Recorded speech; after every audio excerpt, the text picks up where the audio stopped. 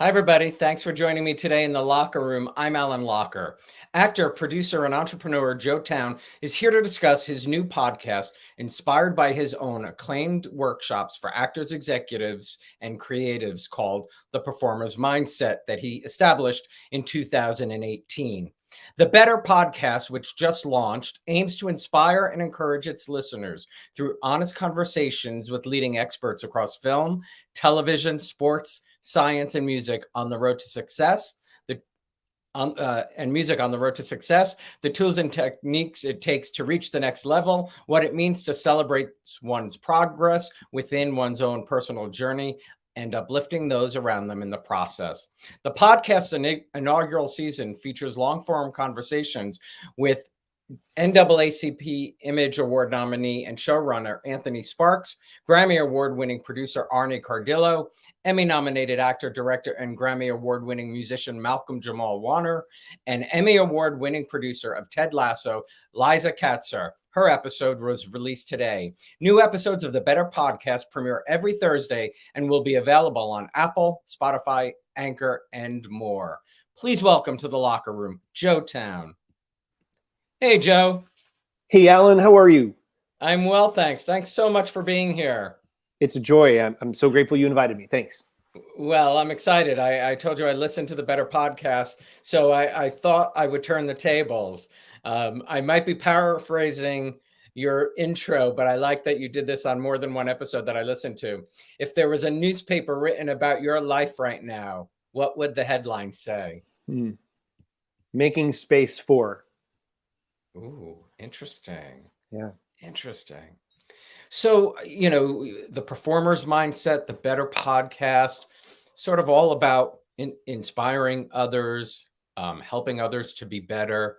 Is there a book or maybe a movie that had a large impact on you as a kid growing up to make you the man you are today? Oh, gosh. I immediately flashed back to like The Phantom Toll Booth and like a ton of books like Ralph S. Mouse that I enjoyed as a kid. A book that made me who I am today. I mean, I think as a storyteller, the way that my imagination got captured by books definitely influences not only the stories that I'm hoping to tell, but also understanding why those stories are compelling. And because they had such an impact on me, and because reading was so encouraged and, a way for me to sort of recharge, I love the idea that each of us has these worlds living inside of us, and that if we can celebrate them, we can inspire each other in the process. It's interesting. I love how you say that we have them inside of us. Not everybody knows how to, let them out or explore them. Now, you being a parent today, how are you helping your child to do that? Your son, right? Yeah, I have a son. He's about to turn 5. He's on the cusp of turning 5, and he's high energy, incredibly curious, and he's really funny. He's a little goofball. But what I really love is getting to read to him. It was something that I think I so enjoyed in bonding with my parents and grandparents, and we make sure every morning that we're reading a little bit before school. Reading a little bit before school, hopefully as an antidote to being on a screen. And also that transition at the end of the day after bath, we have this big, cozy, comfy chair, and we snuggle up in it and we read. Recently, we've been going to the library again, so we've been bringing home a ton of books. But it's really cool to see then how he plays stuff out and what he's thinking about and what he talks about in his dreams, and all those different things seem to be influenced. His imagination is it's pretty cool to witness, and it reminds me of awe, and it reminds me of wonder, which as an adult I often find myself forgetting about, quite frankly, when I think about the challenges of the world. It's sometimes hard to take a step back to do that. I wanted to spend some time before we dive into the Better podcast getting to know you. But if I have this correct, you were born on April 24th? Yes. Yeah. In Amsterdam, New York? In Amsterdam, New York. My father was born on April 24th in Amsterdam, Holland. Look at that. It- Synchronicities abound. I know. When I saw that written down, I was kind of blown away. It was You're like, just that really, can't be. That has to be a yeah, typo. Yeah. yeah, I know. It really was. You were raised on Long Island, though? Long Island. Yeah, we pronounced the G there. The Strong Island, Long Island. Yeah, I had to lose that one for being a performer. Yeah, I bet. What was your childhood like out there? Well, I came from upstate and moved in with my grandparents when my parents split. So I started this sort of life where I was living one life on Long Island, and then I'd visit my grandparents and my dad. And my mom remarried. She fell in love with somebody and remarried, and we moved into a communal living situation. So for 2.5 years, I was surrounded by adults who were artists and mathematicians and who were incredible cooks and loved talking about the deeper things of life. So I had this sort of very, I think, unique upbringing on Long Island in the 80s, which didn't necessarily make me the most understood. So because I spent so much time with adults and I was spoken to like an adult, I think it helped with becoming verbal and things like that. But I had a really hard time relating to other kids my age. So I ended up, sort of progressing a little bit in school, jumping ahead a little bit. But I really struggled with both. I think it's really hard for a parent. I'm seeing this now. I look at my son who's super tall and who's super verbal, and yet he's this fragile little emotional being. And I expect him to be older than he is emotionally. And he's just not. Boys tend to not be, and he just isn't the way he looks. And I think the same was true for me. And so that was like my work. My work was really like catching up to understanding kids my own age, like seeking to bridge between them. And I think that happened a little bit later for me, certainly around sport and then definitely around the arts. Is that how you think you were able to do that, to figure it out through sports and the arts?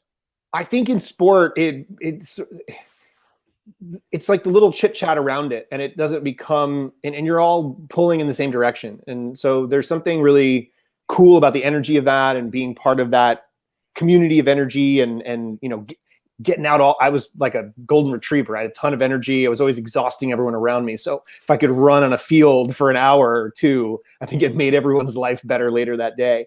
But I also, like whether it was going for ice cream afterwards or, like playing around in a practice, there was something nonverbal that was really helpful that was going on and feeling like I belonged somewhere. And the next moment I really remember belonging was walking into the theater. I was 13. I didn't have any confidence. I'd wanted desperately to perform in a play, but I was too scared to audition. And I was invited down and I saw what they were doing. And I was like, this is amazing. Like, I want to be a part of this. And so I worked as part of the crew. I assisted the director and I had a small offstage role in The Miracle Worker, and went on to do like 30 shows in high school, went to Stage Door Manor, upstate New York, and decided I want to go to school for this and I want to do this for life. Wow. 30 shows. That's incredible. And 13, were you in 8th grade when you were first introduced, or 9th? So I had skipped a grade. So I entered high school at 13 and left when I was 17. So nice. I was always trying to do things younger. The rumor has it that I didn't learn how to walk. I stood up, I ran, I fell down. I stood up, I ran, I fell down. I stood up, I ran into the street and was saved by a 13-year-old neighbor. We lived on a main road, and probably pretty scary for my parents because seriously. Moving. Yeah. So you went west to study theater and psychology. I did. Was theater the ultimate goal out of college? I think I'd wanted to go to Northwestern, Carnegie Mellon, NYU, USC for theater. I knew I loved acting, and I loved it because of the theater, getting to go to plays in New York City with my grandmother and loving acting at Circle in the Square. And I didn't really know a ton about TV and film, but part of the reason I picked USC is because of their prestigious film and TV department. And I got intimidated by the double major. I had intended to do a double major, and it was just too much for me to do. I found myself not only doing plays, but I went and dropped off my headshot over at the film school early on, and I started doing student films and doing some of my worst work early so that I could learn some of the gist of what a blocking was and what faces are too big to pull, and learning alongside people that went on to become quite well-known TV and film directors themselves. So I feel like it was really great that I went. My roommate was a film major, so we did a lot of films together. And so I got a secondary education in the impact of music and, learning alongside him without the credential. But what I was curious about was, how can I tell stories better? And I was really fascinated by psychology. In college, I studied abnormal psychology, and our school had a great gerontology program, so the biology of development and aging. So I've always been fascinated by the impact of science on our bodies and how our mind works and can unlock potential, and how that relates to the characters we embody and what that can teach us about empathy and compassion. Well, I have to back up. What is abnormal psychology? So to give you an example, one of my favorite assignments was pick a famous character from a TV, movie, or book, and then try to diagnose them and recommend treatment. So abnormal psychology would be like Hannibal Lecter, or like, somebody from One Flew Over the Cuckoo's Nest, and that's actually, honestly, the way that I thought about psychology at the time was, let me find problems and how can we address problems? And that's the root of where psychology started. But I had no clue about positive psychology, or now the emergence of sports psychology, which is really more rooted in optimization of self. And so that's really what I'm most curious about, is not just the absence of dis-ease, but the idea of how can we maximize and take what we are further. Wow. That's fascinating. You mentioned that your grandparents took you to the theater. My grandmother, yeah, it was really bonding for us. Yeah. So, and acting, and doing theater in high school, were there actors that you admired as a young person while you were? Yeah, I think back then, I would say that there were movies that moved me, and that I was sort of like with fun Hollywood popcorn star type people, like a Harrison Ford type. But I think I really respected somebody like a Robert De Niro back then. I was like, hearing about Warren Beatty and Robert De Niro and 70 takes, and, the idea of just like digging deep into a character and taking on someone so different from you.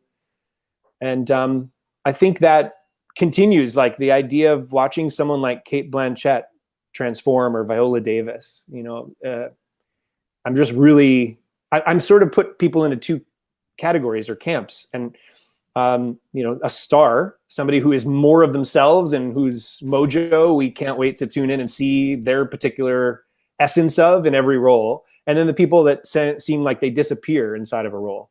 And I feel like they're almost two different types of artist. I feel like we're seeing a lot more of people disappearing, and maybe it's just the influx of streaming, and there's so much more art for us to take in. But I do feel like, I'm blown away at the disappearance of someone in a performance. Mm-hmm. Is there someone recently that has done that for you? Yeah, I was just going to say, this summer, I remember really getting so into the Mayor of Easttown. I was thinking, my God, we were both thinking the exact same thing. I was going to bring that up. Because she's remarkable. And so many of the people in that world, I mean, I don't want to give any spoilers away in case people haven't seen it. In the world of Mayor of Easttown, the whole cast disappeared. Disappeared. Yeah. I mean, they were phenomenal. It was a phenomenal production from, A to Z in that. But I was totally thinking the same thing. You worked with Gary Austin, who created the Groundlings Improv Group. What was that experience like?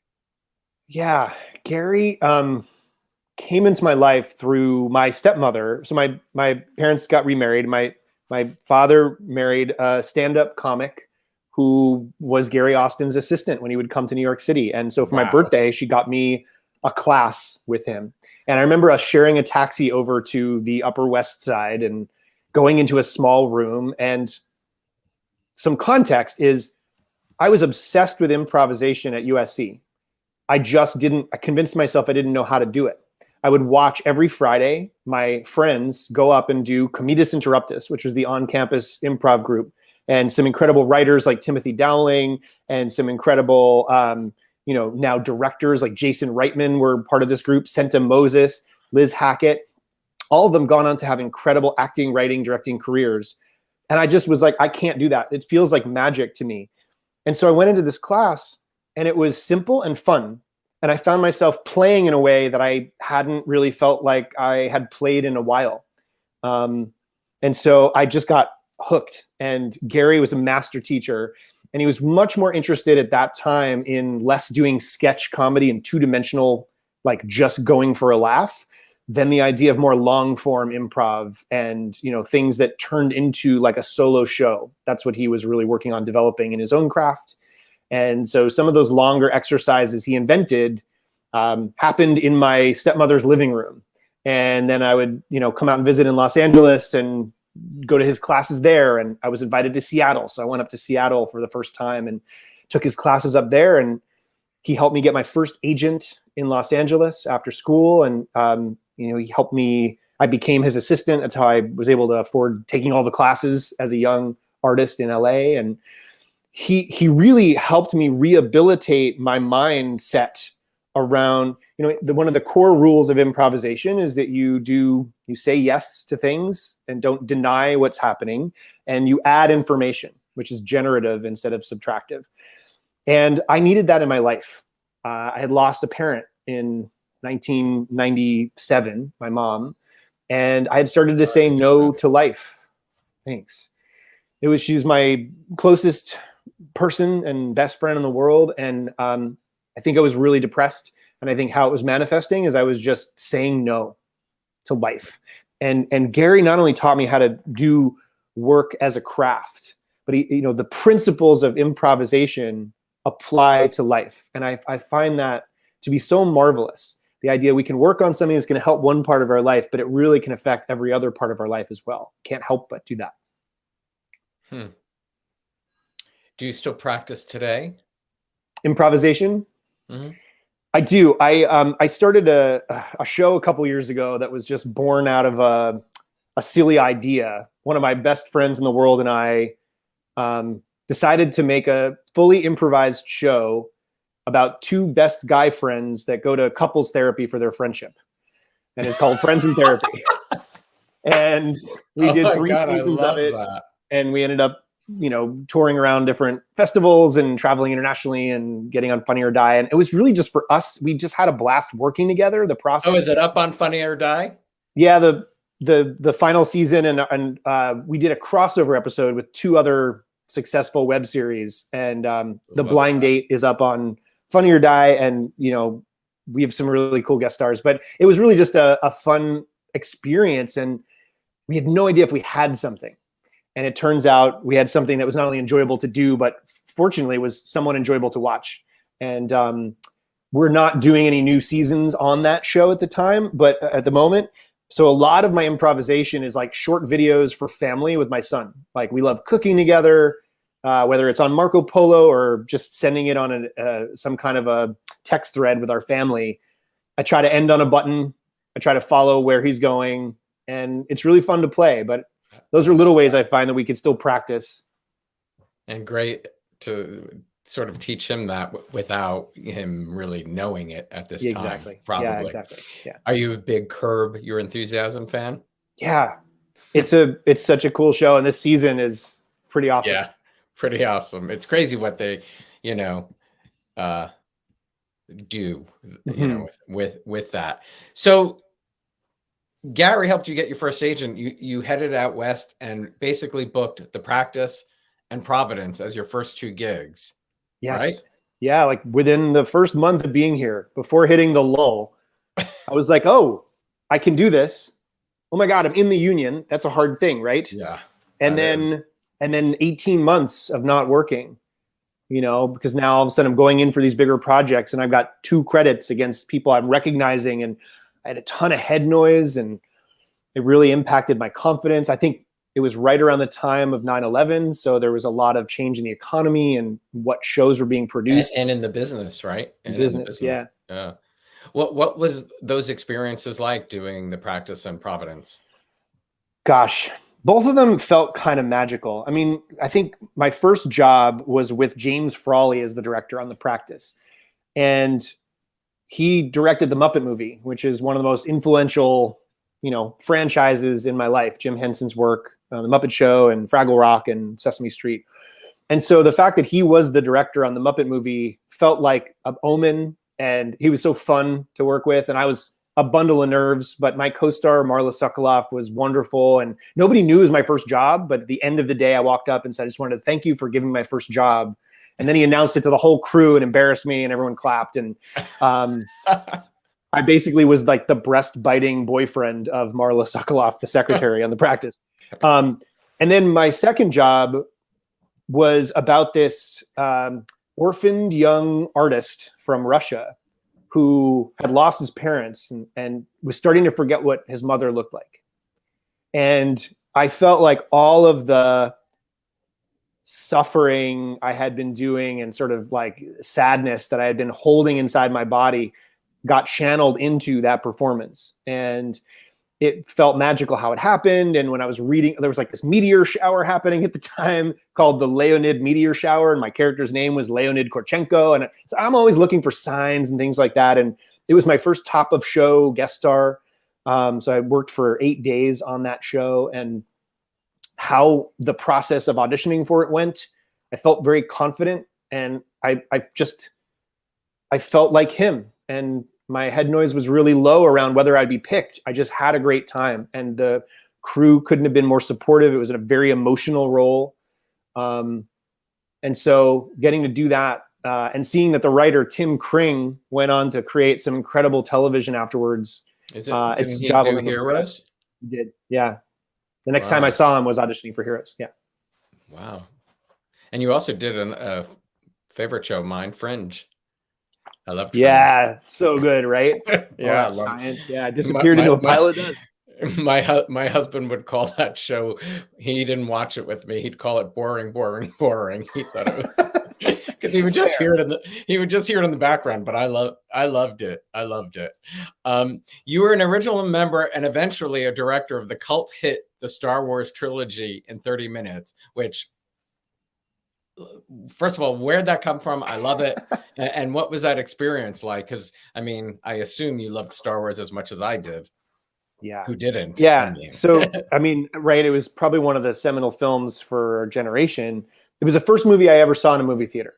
So it's that and The Wizard of Oz. Yeah. I think I watched over and over again. And most friends that I know that are guys identified more with Han Solo. I think I actually thought I was Luke Skywalker.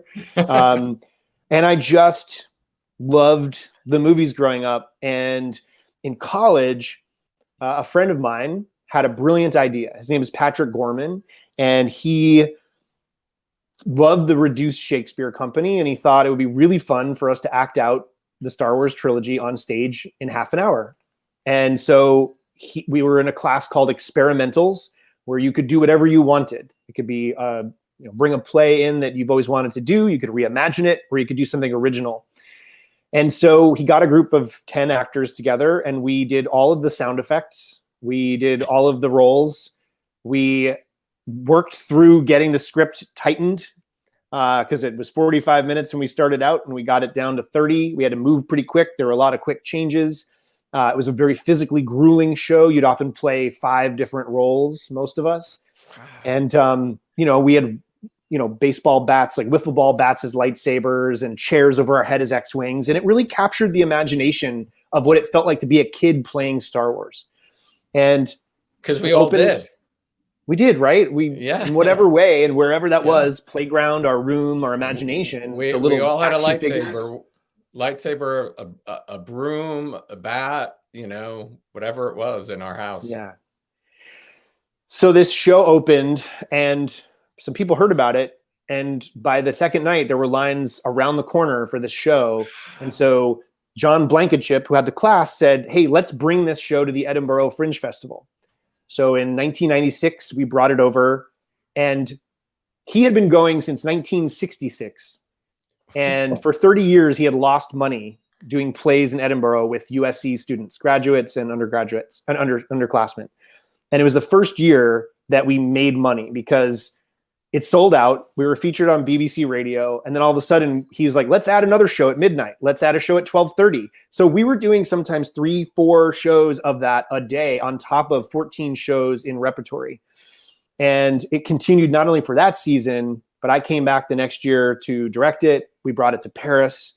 We ended up going to George Lucas's company at Skywalker Ranch. That. I mean, talk about a dream come true. It was unbelievable.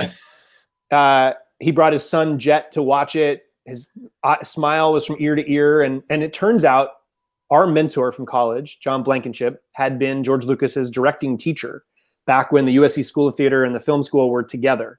So he licensed it to us and sanctioned us to do it through John. And so we ended up doing it everywhere from Comic-Con to the Coronet Theater to Star Wars conferences. And it was a big part of our life for about 10 years. I mean, I probably you can't put that into words, can you? I mean, it sounds like an incredible experience. Really, really, truly it was. And now, like, things maybe I hadn't shared publicly yet is when the new movies were coming out, my roommate from college, who was a filmmaker, was doing a documentary about the new Star Wars coming out, Phantom Menace. And so I was the host on the street on Hollywood Boulevard, waiting in line for a week for the movie to open. So we slept out there. We talked to the people in countingdown.com. I interviewed people outside Mann's Chinese Theater before it was Grauman's Chinese Theater, or I guess it switched titles somewhere in the last couple decades. Yeah. But I also wrote a love letter to George Lucas after the first 2 movies came out called Star Wars 2.5, The Pitch Wars. And it was an animated film that I directed that was basically, what if George Lucas woke up having a panic that maybe he shouldn't be directing these movies anymore. And so he opened up to everyone in Hollywood. So like Woody Allen and Spike Lee and Quentin Tarantino all pitched their version of what Star Wars would look like if they directed it. And it was my first film that I directed and ended up going on a bit of a world tour with some festivals and things. But I've always loved Star Wars, and it's been a big part of my spiritual life as well as my career. That whole of the different directors sounds incredible. Thanks. Yeah. That's incredible. Do you have a favorite role to date that you've performed? You know, there have been several that have been so influential, but when you ask that question, the one that really came together for me that was quite a bit of a risk was something that I did in Pakistan called Operation 021. And so in 2014, I found myself needing to take some more risks in and around my career. I had stepped away to take care of a sick parent, and I came back, and this opportunity came up to go shoot a movie on the other side of the world. And it was night shoots in the middle of their summer. And it was a grueling physical role, sort of a duplicitous CIA agent who's dealing with the impact of the US's presence in Afghanistan, which is still very relevant today. And it was all about the mining rights for all these minerals. So, you know, we think about our laptops and our iPhones and everything, and Afghanistan is sitting on like about $1 trillion worth of mineral rights. And so it was sort of like, what happens if there's a spy thriller set against the backdrop of that? And one of the actors who's like really well known in Pakistan, he's like the Tom Cruise of Pakistan, was the action film star. And I sort of played this nemesis role. And I remember one night we were in this location we had been in for a couple of nights, and we were about to lose our location. And we had a lot of pages left. So, you know, 2 pages, depending upon what you're filming, can be a lot if you're doing coverage. I think we had between 9 and 11 pages left, and we had a few hours to do it. And so I was in all 3 scenes, and I made a pitch to the director. I said, could we light in a way, and could I do all 3 scenes as one contiguous sequence? I'd have to go from one room to another room and then back. Could you follow me? And so it took a while for them to set it up, but we did it. And I did it in 2 takes as the sun is starting to peek over and come up in the outside. And it felt like doing a play. You know, it felt like filming a play because the scene got to go on a little bit. It wasn't just a page and you're done. And so it was a really cool collaboration. And I got to collaborate with them on some of that story. I was brought in to help rewrite the script and brought on as a producer in terms of both the rest of production and post-production. And it really taught me a lot about collaboration. And sometimes it comes from curiosity. I started, after I said yes and took that risk and flew around the world, I asked him a question about my character because I noticed the character changed from the beginning of the story to the end. And I was curious about the transition. And he said, this is a hanger-on from an old draft of the script. And you noticed something I hadn't caught. Can you help me? Because he was in the midst of, he was in the midst of a pretty big project for himself. And so I found myself working with the AD for 4.5 hours every morning until it was time to go to set. And then we'd film through the night and I'd come back and sleep for 6 hours, shower, eat, and do it again. And did that for a couple weeks. And it taught me a lot about pushing beyond limits. And it taught me that I didn't know anything about Pakistan and Pakistani culture. I knew a lot about India. I'd actually been to India with my mother before she passed, but I couldn't tell you anything about it. And I was so delighted to get to know some of the aspects of the arts and cuisine. The woman who was producing it was the daughter of the former prime minister of Pakistan. And every artist, like, I didn't know what to expect from the females, if there'd be females on crew. It was at least 50% women. They were in roles of significant power and authority. Nobody was wearing, like, covering their face. They were on Instagram. They were taking selfies. And we were dancing to Michael Jackson in between takes at 3 a.m. It was like, we all couldn't wait for Dunkin' Donuts on the final day to celebrate. And I loved celebrating our similarities. And I loved learning something I didn't know and being this bridge between these two different worlds. And so that's one of the roles, I'd say, for a lot of reasons. And it was work, which was a great thing, to be able to go to work and to be able to learn and experience something so unique.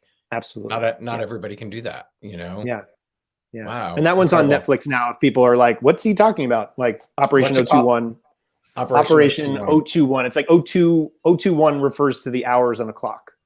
So the 2100 hours. Military time. Yeah. Military. Before we move on, because I want to go to the performer's mindset in a minute. Did you do All My Children when they came out west to California? So yes, after they had made the big migration, I got to be part of their final season. Yeah. Awesome. Yeah. That's very cool. Yeah. Let's talk about the performer's mindset. Can you take me back to 2018 and tell me what was going through your mind to create that? Yeah. I'd been coaching and teaching at a Hollywood acting studio for quite some time. I'd been there for 10 years and I'd been a teacher there for 7. And I loved teaching and coaching, and I love Warner Laughlin and her technique and the community. And I think for a long time, when I'm doing the same thing over and over again, I like to challenge myself to learn something new. And I think I was going through a little bit of like internal ennui, like something didn't quite feel right in and around my own craft. And I started to notice things that were coming up for me. And I started noticing things that were coming up for my coaching clients. And it had nothing to do with how prepared they were, how talented they were. It had everything to do with their mindset. They would psych themselves out after being fully prepared and having a ton of work on their resume. And I was like, how quickly that happens and how big of an impact that has. And so I started to look to athletes and figure out what they were doing, because they have to deal with the same types of things we do. Head noise, lack of confidence, nerves, what recovery. And I started to think there's a lot that athletes can learn from artists and artists can learn from athletes. And at the time, somebody that you've come to know through listening to an episode of the Better podcast, Yogi Roth, we would get together, talk about The Alchemist, talk over a chai tea latte. And he wanted to know everything about performing and acting and filmmaking and movies. And I wanted to know everything about sports and sports psychology and sports science and coaching. And so we would trade stories and recommend things and podcasts and books. And I started to feel like it was helping me in my own auditions. And I started to try them out in my classes. And I started to offer them to coaching clients. And enough people said how impactful they were that I thought we should create a program So a dear friend of mine who I was teaching an audition class with at the time, and I just said, we both just came back from having our kids and we want to get back into teaching, and we loved teaching together. So Hillary Tuck and I came up with one 6-week program just to offer it out to about a dozen or so artists. And inside that class were some, like 90% of the people said, can we do this again? So we created another program. And then we were invited to talk to the top 24 high school quarterbacks in the country at a Nike camp called the Elite 11. Wow. And so all of a sudden we were talking about performing on the world stage. You know, you get handed an Instagram account with 70,000 followers and you've never performed in your life on camera. Maybe you need some additional training. Media training at that time was like, stand here, look here, don't talk about this. It wasn't very comprehensive. So we started working with athletes, started working with coaches. We started being invited into the corporate space, and we had to expand. We got we have quite a exciting little team with a bunch of different perspectives, and I couldn't be more excited about what we're doing. The feedback we keep getting is, doesn't this exist already? And if not, why didn't I have it 20 years ago? And so that's been the driving force for us, is let's share it with as many people as possible that wish they had it sooner. So that's part of our drive to work with college students, is to try to help get them before they get into the world and start wrapping myelin around habits that may not be serving them over time. Well, it's fascinating when you talk about, because our minds I don't even know how to say it, but our minds are our biggest, like stumbling block sometimes, Yeah. We get in our own way. You've been teaching for 10 years. What is it you love so much about teaching? Well, I've been teaching for 10 years and coaching for 20. And I think it comes from the same drive of wanting to help. As a kid, I always wanted to be in the mix and helping in some way. I had a journal that I found in a move recently from when I was little.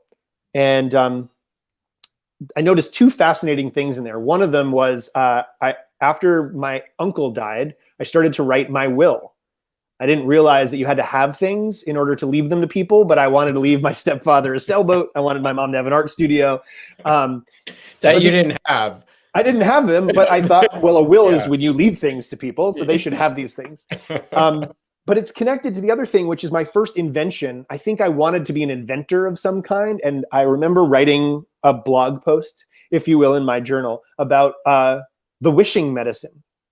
And the idea was, if you wish for something good for yourself and for the world, you'll get it. But if all you do is ask for something from a greedy place, you'll get nothing but terrible smelling garbage. From the mind of a 8-year-old trying to process the world. But I think that carries through today. I just want to help. And I've noticed that I get a tremendous amount of joy of learning something and paying it forward. It sharpens it for me. It puts it into practice. I get to see if it works for others, which helps me believe more in the science of it instead of it just being a happy accident. And I feel like as artists, we have to be pretty selfish with our time. I can't hang out. I have to go work on my sides. I have to be in my own imagination. I have to cancel my plans so I can do my job well. And so I think if I'm not in that mode of self-centeredness, I want to remember why I want to tell stories to begin with, which is to teach different perspectives on the world and cultivate empathy and compassion through good storytelling. So it all comes together for me in and around teaching. I love it. Love it. Journal writing. In the episode that I watched of you and Yogi, you were talking about his journal writing. Mm-hmm. So you've been doing it a long time as well. Yeah. I did the artist way years ago and did some morning pages, and I adapted that for me in the evening. And I started to do something called evening pages. And what I found is, for a long time, my mind would be spinning just as I was going to go to sleep. And I didn't want to, be distracted by my thoughts. I wanted to rest deeply. And I also didn't want to forget something. So I started keeping a pen and paper near my bed, sometimes for dreams, sometimes to write down a to-do list. And so I systematized doing 40 days of 5 minutes of writing at night, just to empty the thoughts from my head. And I never slept better. And I felt like there was something about the transition from our day to sleep. And there was something about that liminal space of being between two worlds where cool ideas come forth.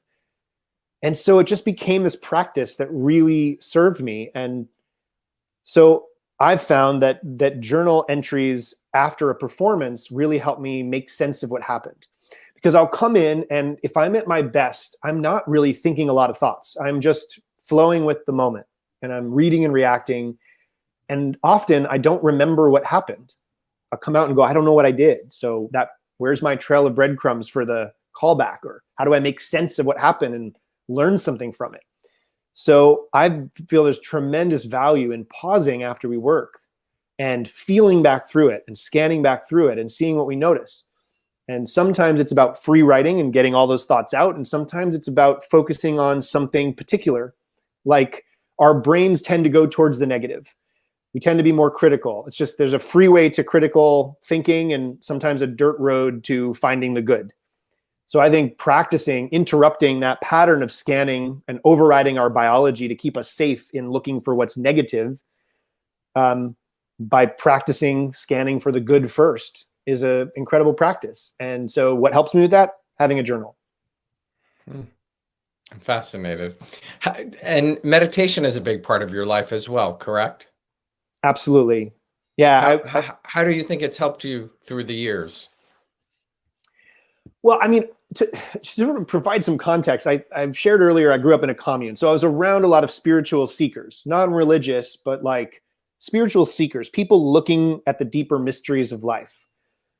And so we didn't pray before meals all the time. We ohmed. And so there was an Eastern mysticism and a checking in and getting quiet. And I was such a restless kid. Like I did it, but I was always like looking at people's faces and like fidgeting. And I also felt like it was weird. And so I rejected it for a long time. And it wasn't until my friends started thinking it was interesting or cool that I started coming back around to some stuff with my mom. And I'd say, hey, have you ever heard of a book like The Celestine Prophecy? And she's like, yeah, it's been on your shelf for 4 years. And we had like an advanced copy of it. And so I started getting fascinated by this library after college of these books that my mom had given me and never forced me to read, but just that were sitting there. And to me, getting quiet was how I made sense of myself after school was done.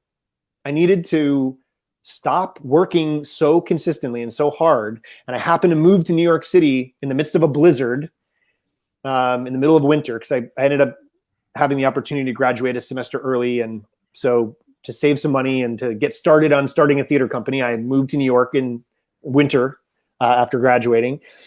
And so I'm sitting in this blizzard and I'm going to eat at this vegan restaurant because I'm like, why not? Let's try to being a vegan. And I would just journal every day. And I really loved getting quiet. And so I didn't really have a practice. So I started doing yoga, and we would get quiet before we do some mantra meditation. I started to learn about TM. I started to learn about just breath or single point focus meditation. And so I've always been curious about playing around with different types of meditation. But to me, it boils down to getting quiet and hearing the still voice within. And it is the thing that makes me a better human, that makes me a better performer, makes me a better dad. So slowing down and getting quiet is like one of those non-negotiables. And I find my life works better when I systematize doing it and I don't just wait for it to happen. Thank you for sharing. You're quite inspiring. So It's really kind, Alan. Thank you. Get to the Better podcast, which, speaking of inspires, aims to inspire and encourage the listeners through honest conversations. What was it about this point in your life that you wanted to help introduce these conversations? Yeah, it's funny. Sometimes I'm a slow, stubborn Taurus. And so I might have an idea about something that like I probably might want to check into doing. And there's a lot of resistance to change, Alan. So 4 years ago, I was encouraged to start a podcast. I kept finding myself having these conversations at a coffee shop, in a coaching session, at a dinner, privately backstage. And people were saying that should have been recorded. And I guess in some ways I was tired of hearing that, but I was also scared of the undertaking. Like, it's a lot of work to prepare for these meaningful conversations. 100%. Yeah. And so I think I registered the domain, I bought the equipment, and I started asking some people if they might be a guest one day. And I think going through the isolation of the pandemic helps us with priorities. And so for me, coming out of that, I wanted to know what might be better about the world. And if I want to know what's better about the world, then I need to start with smaller communities, and it ultimately starts with ourselves. So I was curious about better. Every year I pick a word of the year. Last year, my word was better. Part of it was to remind myself, do your podcast. And part of it was this idea of, what does better look like? Like, what does it actually mean? And how do we do it? And how do we think about doing it? And maybe if we think about doing it differently and have conversations about it, it will spark action out in the world. And so that's my ultimate hope, is that it sparks conversations, passionate conversations by a water cooler or on a hike or with ourselves about what matters.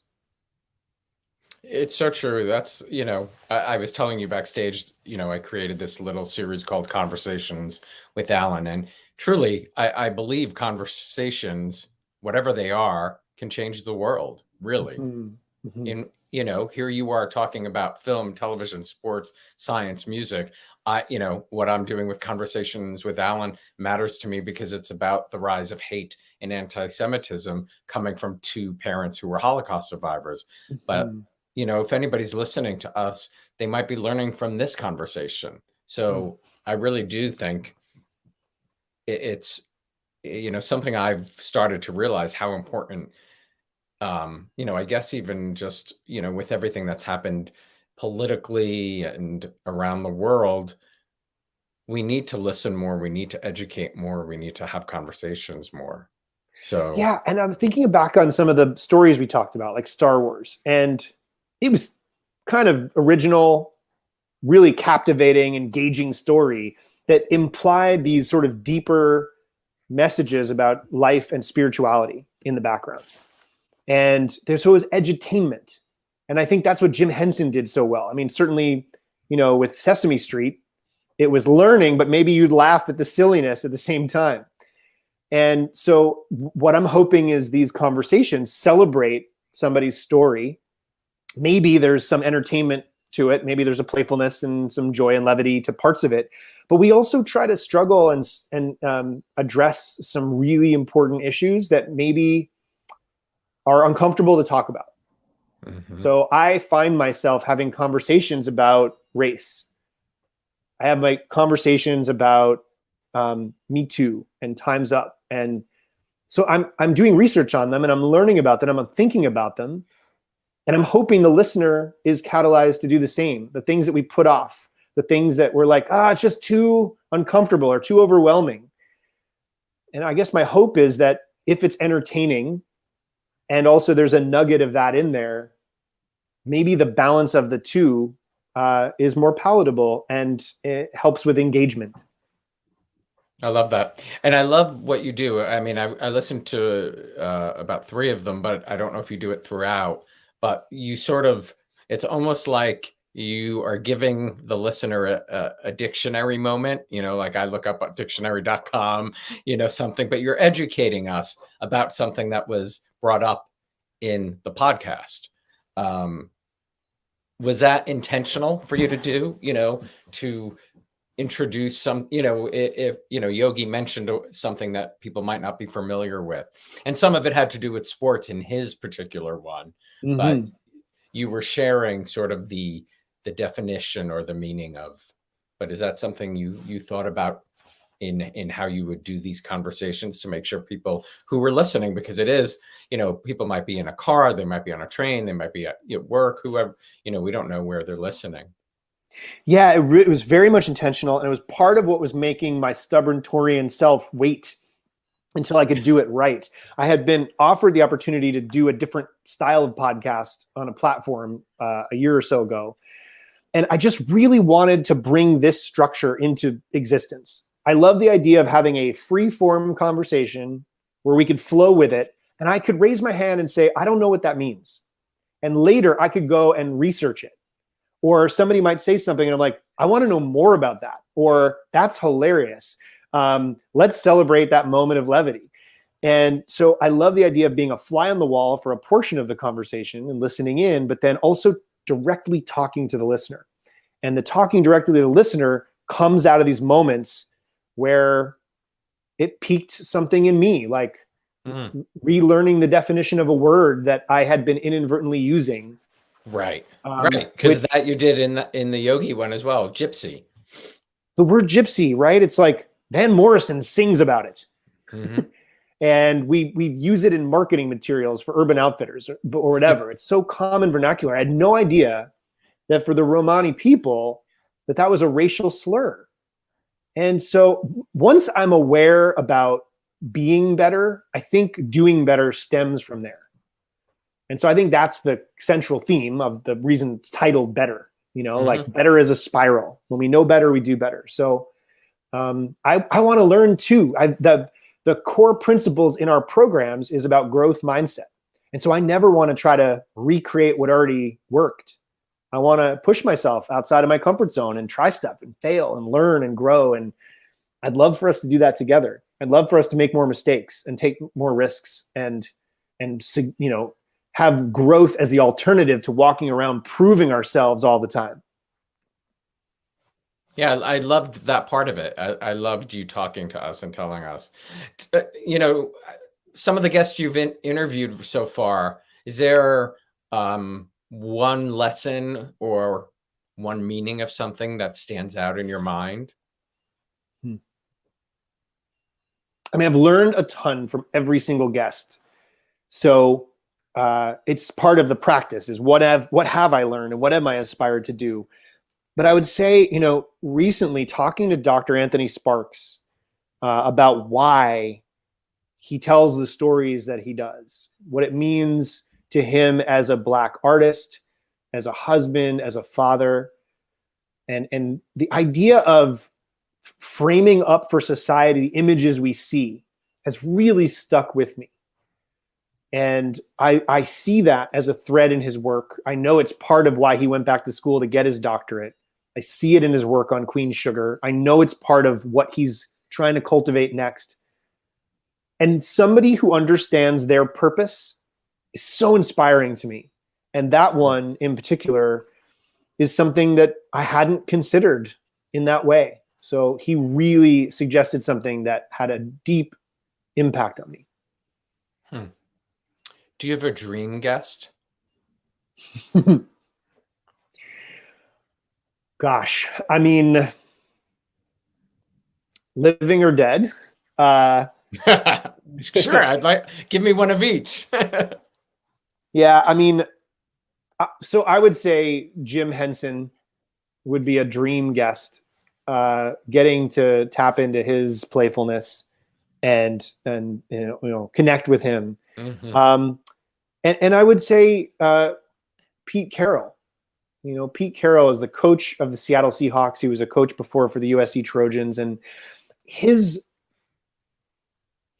work at the Esalen Institute and his background in self-optimization, it's pretty remarkable to me, hearing the way he talks about humanity. And that the time he spends with a player or a coach is about Maslow's hierarchy of needs and trying to help them become the best version of themselves. So in the core of our podcast name is doing things better than they've ever been done before. And that comes directly from him. I've met him twice, once at a sort of darshan. I was standing in the back of a room with a woman who travels around the world as the hugging saint. And I happened to see him in the back of the room. His daughter had brought him to this event, and we talked for 8 seconds. And then I spoke to him at midfield after a practice once for 10 minutes. And I was so excited to meet him and so nervous. I asked him questions I kind of already knew the answers to, but I was just so excited to be there and I wasn't really prepared. So I'd love a gimme. I'd love a redo and a chance to dive deep. Yeah. He was mentioned, and I meant to look him up because you and Yogi were talking about him. Like I said, the workshop aims to inspire, or the podcast aims to inspire and encourage its listeners. I'm curious, who inspires you? Brene Brown, Glennon Doyle and Abby Wambach, Ava DuVernay, Marshawn Lynch, the creator of a show called Bluey, which he's sort of like the modern day Muppets to me. It's a show on Disney Plus that's for kids, but I find myself laughing out loud. Not just that's funny. And also I've cried at least 3 of the episodes as a parent and, you know, just being moved by the story. And so I think there's a lot. Yeah. The name again? Bluey. Bluey, it's about a family of dogs, and it's an Australian show, and it's in collaboration with the BBC, and it's brilliantly done. Huh. So you heard this phrase before because you talk about it. We knew better, we do better. What do you know better today as an actor, as a father, a husband, and now a host? And you don't have to answer all, but you know, you got the gist. Well, I think that the first thing that comes to mind is in the way of disrupting the sort of perfectionistic tendencies that I've had. As a father, and as a, you know, as a kid, I was very impatient. So I'm trying to do things better than they've ever been done before with me, with my son. And so in seeking to be patient, one of the things I've realized is that I have to include moments of impatience. It doesn't mean I try to do them, but I've learned that we can, according to child development experts, we can come back and repair after a moment when we raise our voice. We can come back afterwards and apologize and speak to the moment, whether it's in a bath later or the next day, and that it's profoundly meaningful. And when I scan back on, I remember a conversation with my stepdad where he was apologizing for something in the way that he had raised me when I was now 13 or 14. And I had never really understood the impact of that kind of conversation. And having it with him sort of evaporated any charge that I still had about it and had been holding for years. And so to hear that mirrored back by child development experts and to practice it with my son, it lets me know that sometimes we make mistakes or sometimes we react, and it's not the end of the story. That part of being better is reflection and ownership and accountability, and then doing something about it. I think that's the perfect ending, Joe. Thanks, Alan. Well said. Thank you so much. You truly are quite inspiring, and I appreciate you taking the time today. Thanks to Joe Towne for joining us. Please check out the Better Podcast. Premieres every Thursday. Tell us about your guest today, Liza. She's one of the producers of Ted Lasso. Yeah, Liza Katzer. God, what a phenomenal human, and getting to witness her story. I met her a few years back on a project that was first shooting in Atlanta and then moved up to Vancouver. And we just had some of those important life conversations. And some of the things that she was sharing with me along the way that she wanted for her life have now started to be present for her. She just had quite a year. She got married coming out of a pandemic. She is an Emmy award-winning producer on the show Ted Lasso, and hearing the origin of how that came about. A little show, right? Tiny. 20 Emmy nominations. And hearing about her journey of like seeing something in there, and the pivot and the persistence, and you know, dealing with rejection and all of the things. It feels like Ted Lasso, like in hearing her journey. And she's just so smart and funny, and It's just a delight. Anybody who's curious about Ted Lasso, the thing I'm that's downloading so cool, it today. because I think we've heard from, we've heard from Jason Sudeikis, we've heard from, Bill Lawrence, we've heard from some of the other stars of the show, and getting to hear from a female producerial perspective and hearing what she's trying to do in the world is pretty rad. Well, and they really bring those female characters to life too in that show. Yes. The women in that show matter as much as the men. They're conceived of well, they're written well, they're cast beautifully, and it's no doubt that it's reflected up and down the writer's room and the organization. That show just makes me smile. Mm-hmm. Same, yeah. Completely. Well, you've made me smile today, Joe. This has been fantastic. I can't wait to listen to that one, and I hope someday to meet in person.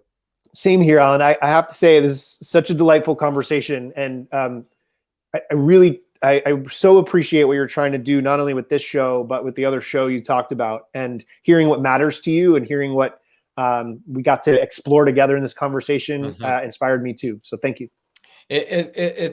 It's really true, and comes from, our parents, and, I didn't really understand what my parents had lived through, but to survive something like they survived, the least I could do is try to do something good with this show. And that's my goal. So yeah, I hope you have a great night. You too. I hope you give your little boy a hug, and Will I too. hope we meet again. Bye, Same Joe. here, Alan. Thanks. Be well. You too. Thanks, everybody, for tuning in today. Don't forget to check out the Better Podcast, available on most streaming platforms, Apple, Spotify, Anchor, and more. I will see you all tomorrow. Martha Madison from Days of Our Lives will be here with me live. Have a great evening, everybody, and stay safe.